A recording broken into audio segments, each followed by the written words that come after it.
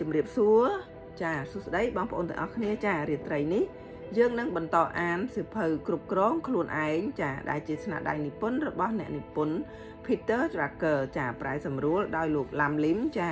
យើងអានដល់អត្ថបទទី2ហើយតើអ្នកអាចសម្រេចលទ្ធផលការងារជាក់ស្ដែងដោយរបៀបណាចាអញ្ចឹងយើងនឹងបន្តអានជាបន្តទៀតចាតើអត្ថបទទី2នេះមានអត្ថន័យយ៉ាងណាយើងនឹងស្ដាប់បន្តបន្ទាប់ចាកាលពីប្រហែល1សតវត្សមុនសូម្បីតែនៅក្នុងប្រទេសដែលមានការអភិវឌ្ឍរីកចម្រើនបំផុតក្តីនៅតែមិនទាន់មានមនុស្សច្រើនប៉ុន្មានឡើយដែលដឹងច្បាស់ថាខ្លួនឯងនឹងជាអ្នកប្រើដៃខាងស្ដាំឬមានទម្លាប់ប្រើប្រាស់ដៃខាងឆ្វេងចំពោះអ្នកតែប្រើដៃឆ្វេងជាទម្លាប់ជារឿយៗគឺត្រូវបានគេគៀបសង្កត់ឲ្យឬបង្ខំឲ្យផ្លាស់ប្ដូរមកប្រើដៃស្ដាំវិញប៉ុន្តែក្នុងចំណោមអ្នកដែលត្រូវបានបង្ខំទាំងនេះមានមនុស្សតិចតួចបំផុតដែលអាចប្រើដៃស្ដាំបានស្ទាត់ជំនាញពិតប្រាកដផ្ទុយទៅវិញភាគច្រើនអ្នកទាំងអស់នោះបែរជា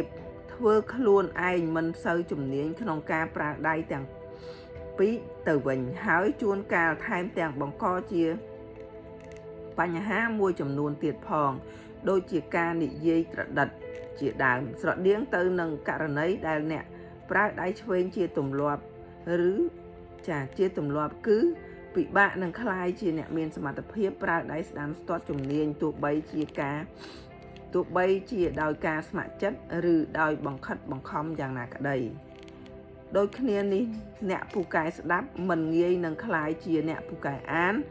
ឡើយទោះបីជាតាមរយៈការស្ម័គ្រចិត្ត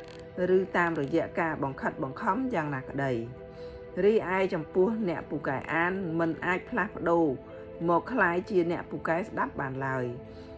អ្នកពូកែស្ដាប់ដែលត្រូវបានបង្ខំឲ្យក្លាយទៅជាអ្នកពូកែអានជាលទ្ធផលចុងក្រោយគឺប្រៀបបាននឹងករណីរបស់លោកប្រធានាធិបតី Lyndon Johnson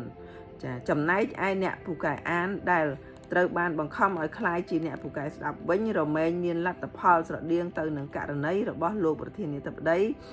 Dwight Eisenhower លទ្ធផលវិបាកនៃការបង្ខិតបង្ខំឲ្យផ្លាស់ប្ដូរវិធីការបែបនេះរមែងធ្វើឲ្យបុគ្គលដែលមានសមត្ថភាពពិតប្រាកដបែរជាមិនអាចបំពេញកាតព្វកិច្ចបានល្អឬមិនអាចប្រើប្រាស់សក្តានុពលរបស់ខ្លួនបានពេញលេញរហូតដល់មិនអាចសម្រេចបានផលល្អប្រសើរបានឡើយចាចំណុចបន្តបន្ទាប់ទៀតនេះគឺតើខ្ញុំរៀនសូត្រតាមរបៀបណាHow do I learn ចំណុចទី2ដែល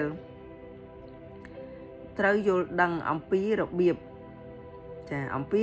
ដែលបុគ្គលអនុវត្តការងារជាក់ស្ដែងគឺត្រូវស្វែងយល់ពីរបៀបដែលបុគ្គលរៀនសូត្រវិធីដែលបុគ្គលម្នាក់ស្រូបយកចំណេះដឹងមនុស្សជាច្រើនដឹងអំពីរឿងនេះតិចតួចបំផុតបើយើងរៀនប្រៀបធៀបទៅនឹង